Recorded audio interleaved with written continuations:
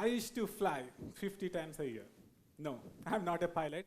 Nope, I'm not a flight attendant either. It's just that my sister used to live 700 kilometers from us. And we fly to see each other every week. Yes, that's how close we are. So whenever I fly, I used to see how air attendants used to operate. They used to do the same routine job without having a hint of exhaustion. They used to carry this smile, and whenever if you want to ask something, they will come and happily do it for you. So I thought I want to thank these people. I want to thank for them for their service. So once I thought that, okay, I will thank them, so I will carry some chocolates for them whenever I fly next. So I was boarding the flight, and I knew that it will make them happy. So I was imagining everything, but when I board the plane and I gave the chocolates and said, thank you for your service, something remarkable happened. Like I knew that they would be happy, but I did not expect that they would become that happy. And she was shocked for 10 whole seconds, literally like this. Like she's not having any expression. And after gathering herself, she came to me and said, why? And I said, because I really appreciate the way you serve the people, so thank you for your service once again. And I did not want to hold back the line behind me, so I just went to my seat and sat down. And during the middle of the flight, I was reading something, and suddenly I saw a tap on my shoulder. I felt it. And I saw that it's her. So she sat down on the floor and started to cry. And I thought, okay, did I do something wrong or something? So she started to cry and said that it's been 6 months that I joined as an air attendant, and no one has ever put such attention towards us. So really thank you for your kindness. So during this time, she handed over me this letter that you are seeing. She wrote, a small gesture, a small act of kindness will always be remembered. So at that time, I understood the power of a small gesture. With such small gesture, we could create a revolution. We could make a person very happy. So I thought that from this moment, I'm going to give chocolates and be nice to the people who I meet. So that was just the beginning. So from then, I started to give chocolates and everything, and I used to receive so many gifts, snacks. I used to get like wedding invitations to their marriages. And if you see, they are so happy to take pictures with me as well. However, when I shared this story with a person once, and he asked me, what do you get out of it? Like, why are you giving chocolates? See, that question itself reflects how often we see kindness as a transaction. Like, okay, I will give you something, then you give me something. No, that's not how kindness works. You just give so that you don't expect anything, and also the reason why I give is to awaken something within me. See, when I give chocolates or give a compliment to a stranger, what happens within me is that I feel happy. I carry that smile throughout the day. It will fuel my day and boost my mood. And once I was giving chocolates to an air hostess, and the flight landed, and I reached my destination.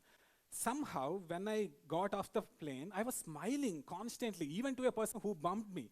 And I literally said, it's okay. And I was smiling. And when I went home, I wanted to record a video, like on the spot. Generally, I have a studio at home, and I prepare some things, and I record.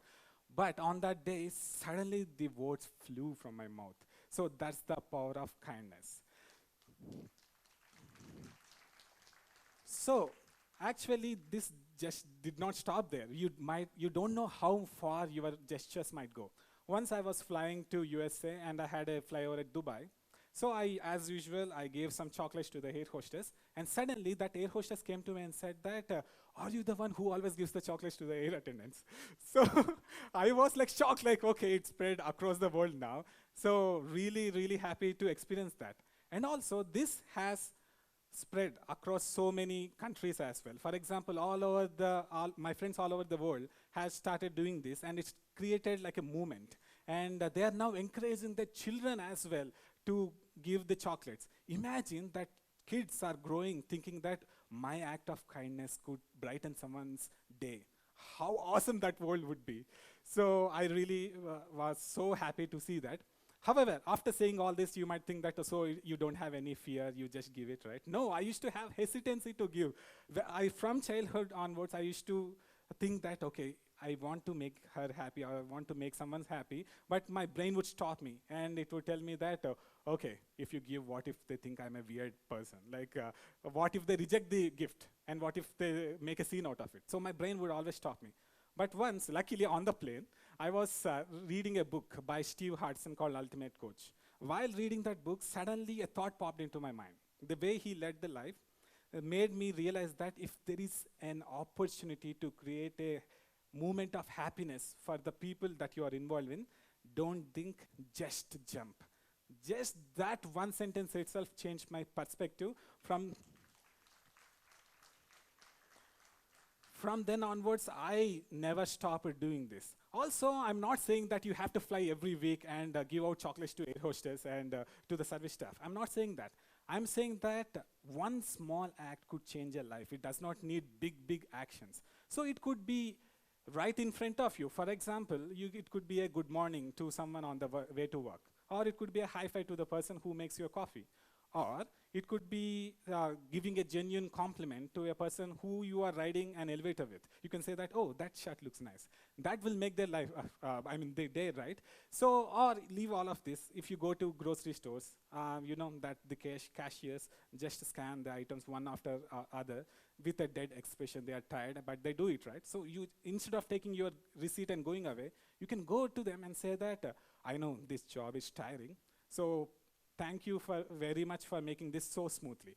That might seem small to you, but for them that could be a brightest moment in a dull day. So why not we do that? That's what I'm asking. So, and also, you don't know the ripple effect you're gonna create. Once I was going to a movie theater. I love watching movies, by the way. So I went to a movie theater, and I was purchasing popcorn and Coke, etc. You know that I got an idea at that time that, okay, we always buy from them, right? Why not we give something in return? So I thought, okay, I went to the counter and I said that, get whatever you want, I will buy it for you.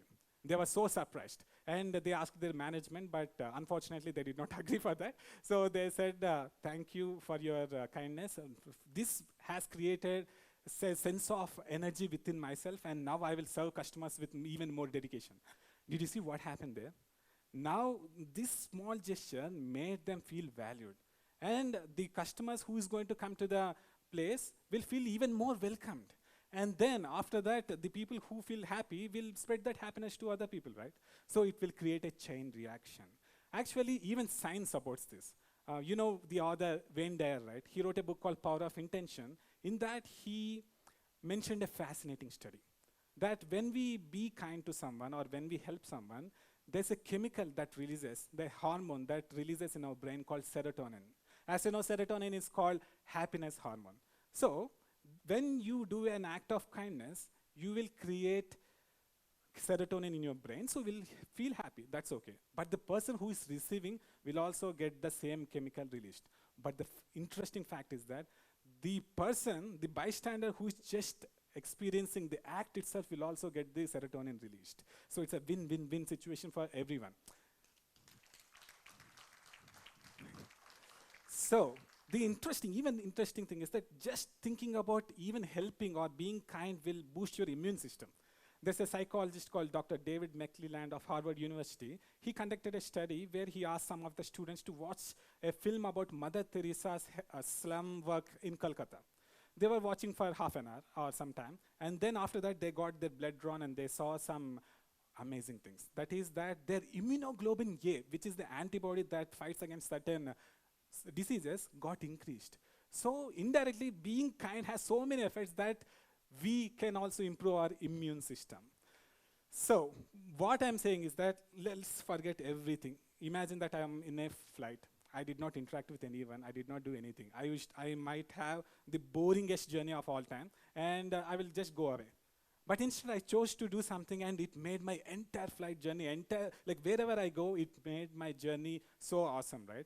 I think, and we all know that a memory could last a lifetime, even 100 years. So as long as we live, we carry that memory with us. So why not create more and more memories for us? So life is just a collection of moments, right? So I want to create as many moments of joy and happiness so that my life is, when I look back, it's all filled with joy.